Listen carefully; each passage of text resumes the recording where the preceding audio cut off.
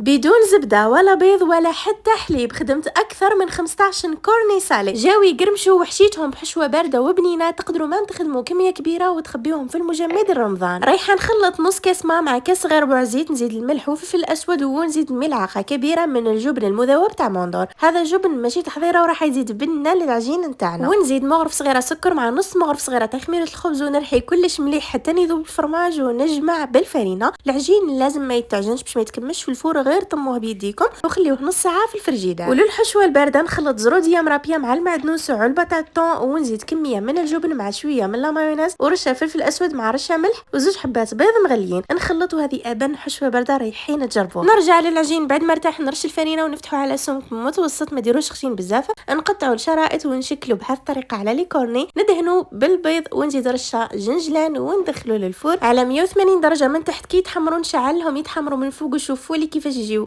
ديموليوهم وهما سخونين باش ما يتكسروش، رايحين يجيو يقرمشوا بزاف هايلين. تقدروا هنايا تخبيوهم في المجمد الرمضان ولا تعتمدوهم كمشروع ولا تحشيوهم كيما درت انا وتاكلوهم. عمرتهم بعد ما درت لافارس في لابوش وزينتهم بالجبن المبشور وجاو بزاف بزاف منهم. خبيوا لغسة رمضان وهذا ما كان.